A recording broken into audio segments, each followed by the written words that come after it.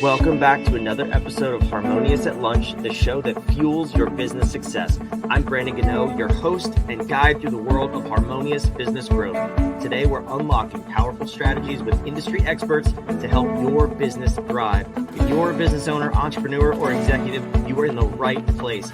Join me and our incredible guests today on the journey to clarity, growth, and success. It is time to revolutionize your approach to business.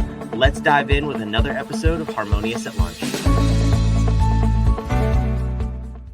Welcome back into some more bite-sized business advice. And today's episode is no bite-sized episode. This is the whole thing, right?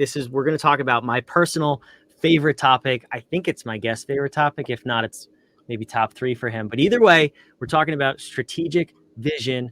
What is it? How do you use it to grow your company? And how do you use it to make more profit and more impact? His words, not mine. But before we go any further, Richard Walsh, welcome to the show. Thank you for being here. Thanks, Brandon. Excited to be here. It's going to be great.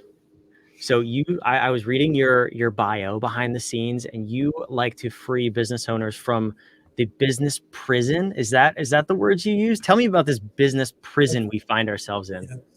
Yeah. So I wrote a best-selling book called Escape the Owner Prison.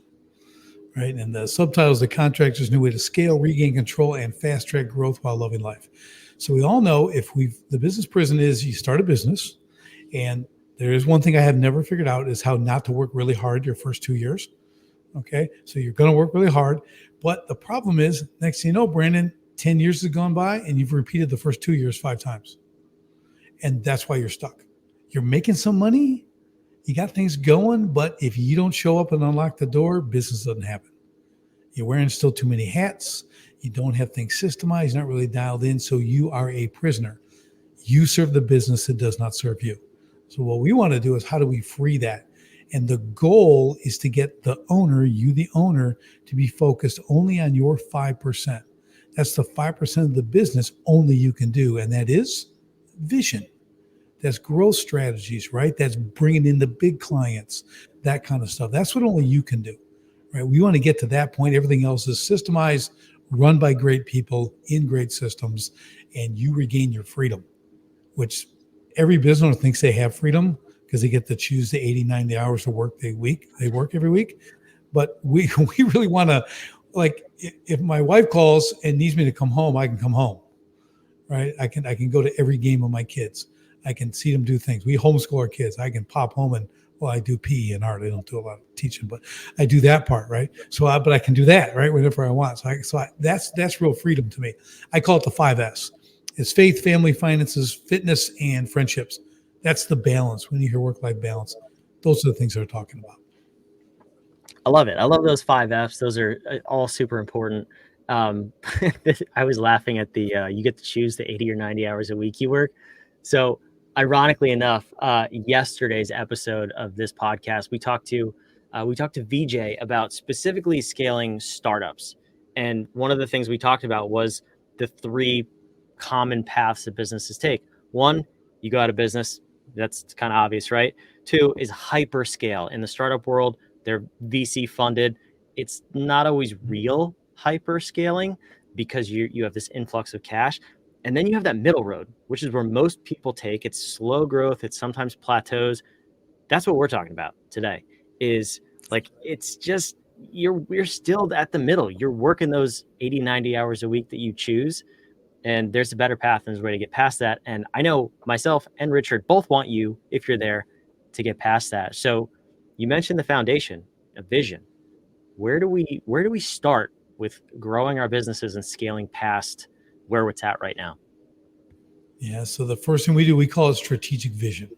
Okay. So you've heard mission statements, right?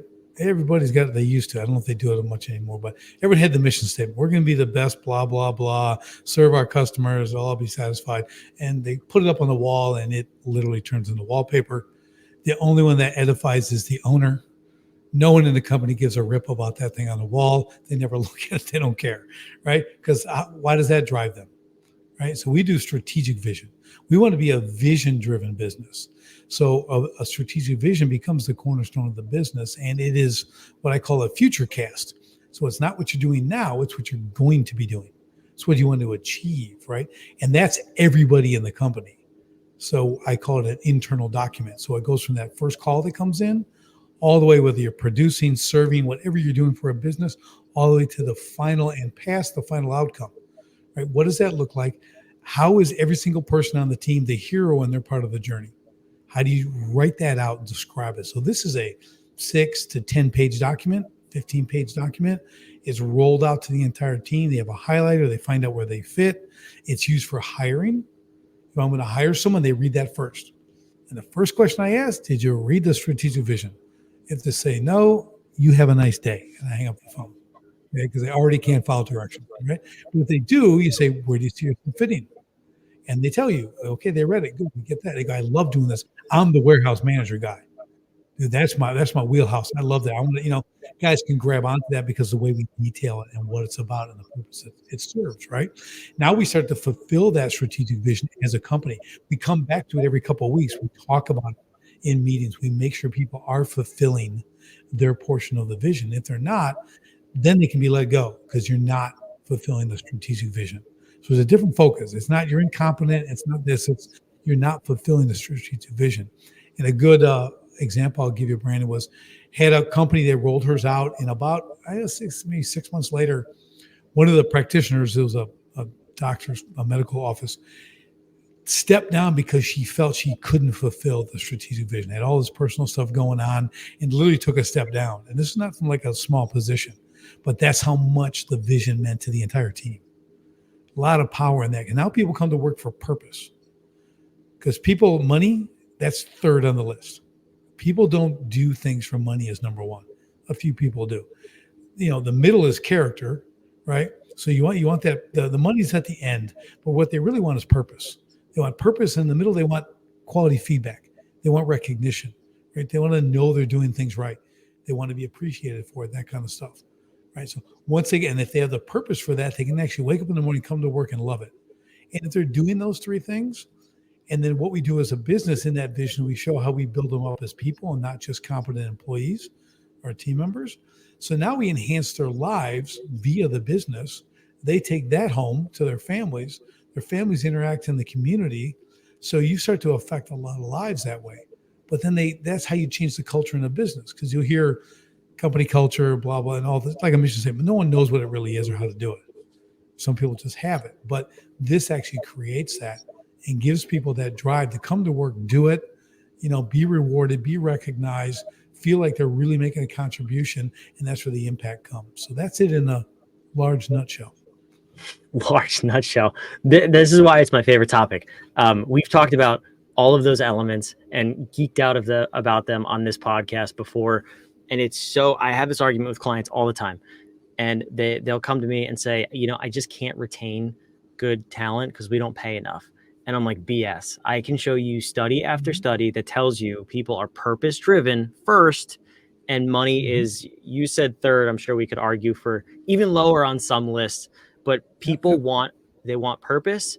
And then secondly, like you said, they want direction. Like they're probably leaving because your business is a scattered mess and you have no idea what's going on, and they're figuring it out. And that's not what you hired them for. So I absolutely love this topic. I'm excited to unpack it a little bit further. So within each section or function, I don't know how you classify it, but what makes up a good vision for each role within the company? How do you structure that?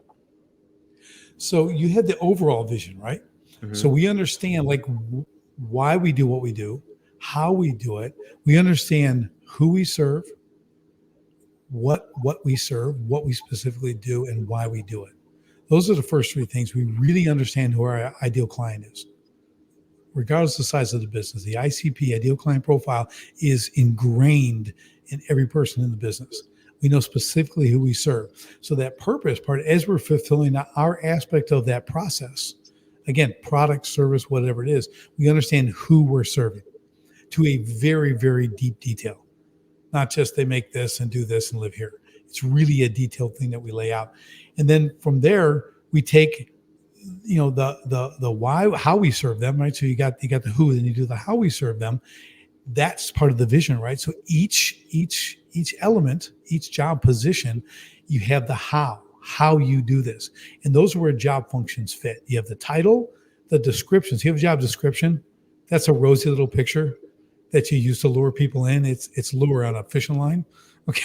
Then they come and find out what they really have to do. Right. And those are job functions. It could be 7 things, could be 17, could be 20. And one could be every Wednesday for 10 minutes or whatever. Right. So we don't show that in the job offering. Right. So anyway, so they understand exactly what they do. The next column is how they do that. So it's exactly how you perform these job functions. Then there's a third column that's the training for the how. So we actually build out how you train people when they come new to this position. And then inside the position, we build 4 different levels normally. And that's how they advance inside the position. So when they learn this, this, and this, and they create this competency, and let's say they get a CPR certification, they get this certificate, they go to the next level, they get paid more. Now they're a level 2, now they're a level 3.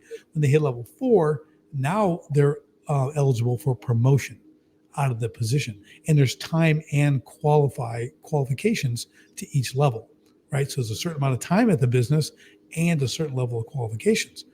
That's how you build it. So now they're coming with purpose, not just for the ultimate vision, the overall vision, but inside their job, they're improving. So now they're doing people and competency, right? Because we want 3 things in the business, Brian. We want character, we want calling, character, and competency. That's what we look for in our people. Okay, competency, third on the list. I can train people and make them better. We can give people more skills, right? Easiest thing to do.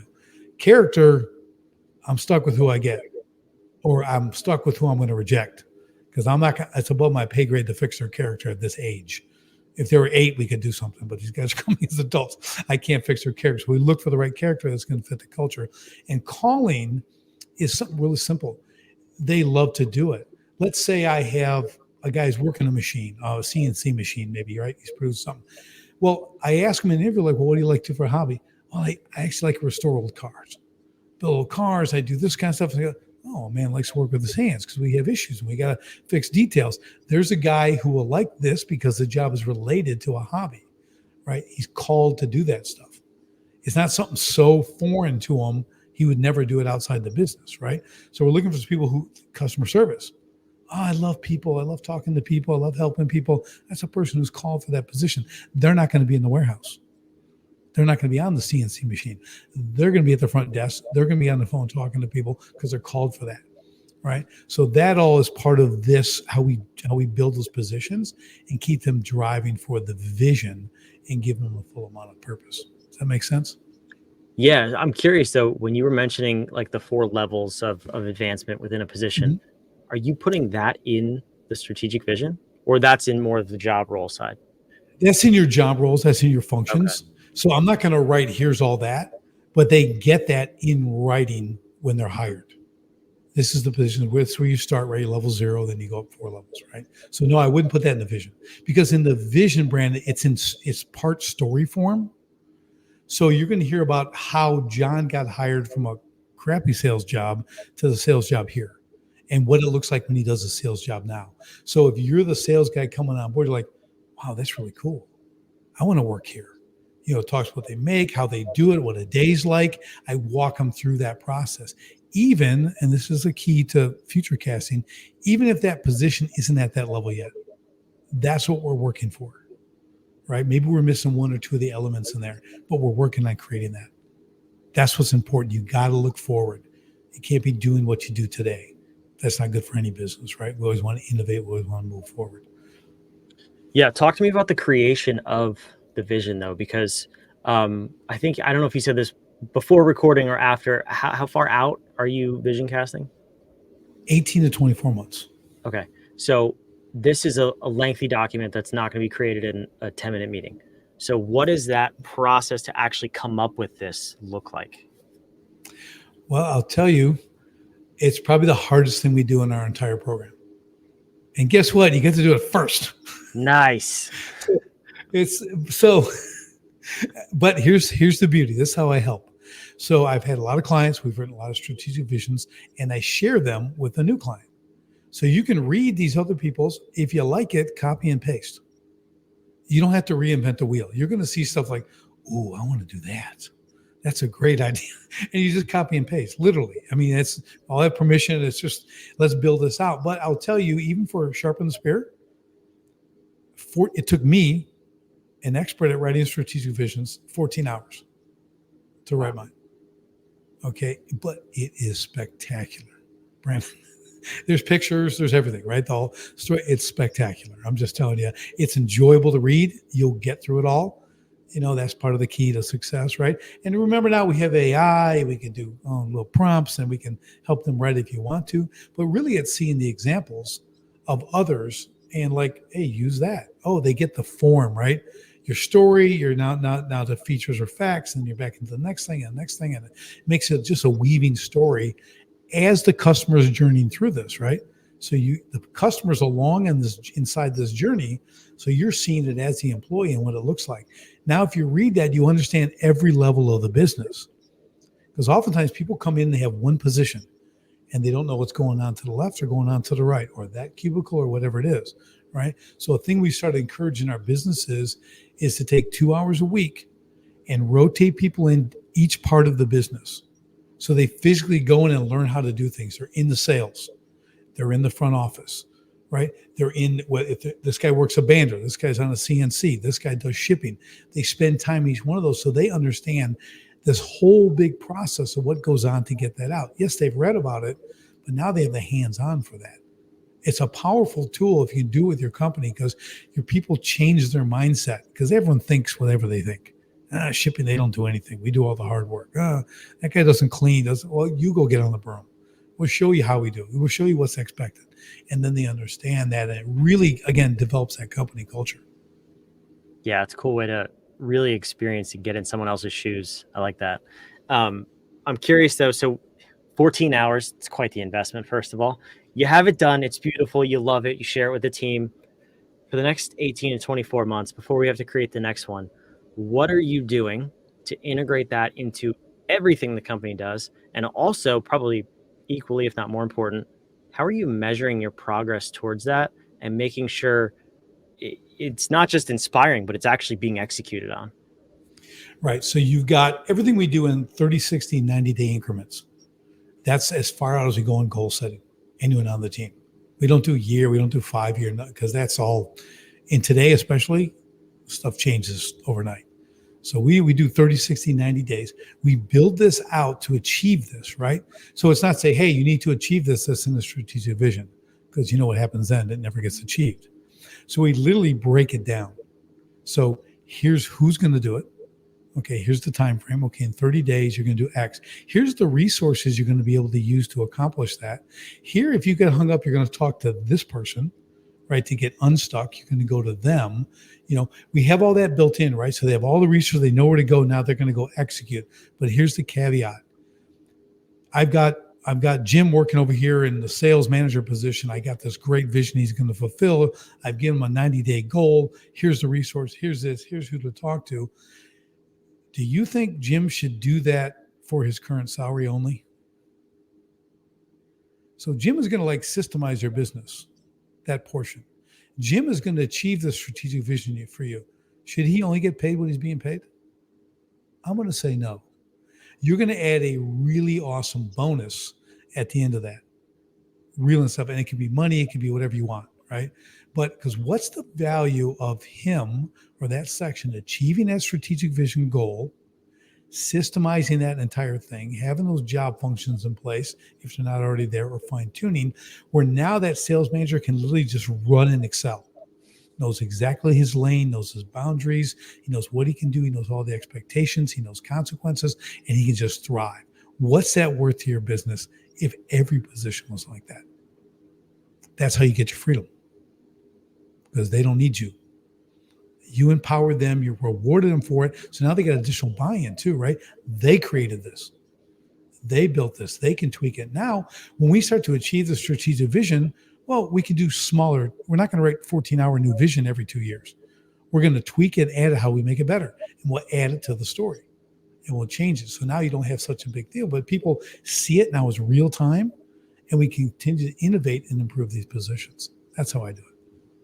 I love that model. And that's quite frankly why most mission statements, vision statements are ineffective and people don't care, is because they're not involved. It comes from some consultant somewhere or some higher up in however big the company is, or it comes from just the owner. I love involving the team and getting that buy-in, because then they're more inclined to participate. And back to purpose, right? They have the purpose because they're part of it. I love it. Richard, this is fantastic. Me and you could geek out on this for the next 6 hours, I promise, and we wouldn't get bored. At least I wouldn't. But the audience would, so we're not going to do that. But if they want more of you, where should they go? sharpenthespiritcoaching.com. Simple. Remember, a confused mind does nothing, so we keep it simple. I love it. That's awesome. I love to end these episodes, though, with a question. And what if we believe powerful questions get powerful answers? And in the context of what we're talking about strategic vision, really changing your entire culture and business model is at the essence of what we have here. What's a powerful question you want the listener to walk away with if they want to go down this path, or maybe if they want to stay on the path they're currently on? What do you want them to think about? I want them to become something. I want them to become a systems thinker. And when you start seeing everything in systems, how can this be automated, delegated, eliminated, right? But how do we do that? How do I turn that in? Because that's where your freedom is going to come from. So think about, how do I get great people and have them stay because they have a great place to do something, right? So the big thing is, no A player is going to come to a hot mess. They're not going to come and build your business or systemize your business. You're going to build that for them so they can get in their lane and run. So think about, how can I do that? How can I build that so they can thrive? I want my people to be the best that they can be. Long answer. I love it. That's such a great point. And we're talking about getting out of the prison of business, the owner's prison. I love it. This is fantastic. Step one, sharpenthespiritcoaching.com. Wherever you're watching or listening, it's down below. Richard, I can't thank you enough for being here. Can I make a quick offer? Please do. Go to sharpenthespiritcoaching.com, go to the contact section, send me a 1-sentence email that says, hey, I heard you on Harmonious at lunch. Can I get your free ebook, your audiobook rather, not ebook, audiobook? So you get Escape the Owner Prison for free. I'll send it right out to you. Here's the best part. You get to listen to my voice for 2.5 more hours. You had everybody sold until that last part, Richard. Come on. We got to work on your sales game. All right. But definitely do that. Thank you for that. That's fantastic. Take him up on that offer. Send the email. I'll put the instructions down below just in case. But thank you for watching, listening, wherever you are. We're having a lot of fun. I hope you're having a lot of fun, and go grow your business. That's why we put out these episodes every single day of the week. We'll see you tomorrow on the next episode of Harmonious at Lunch.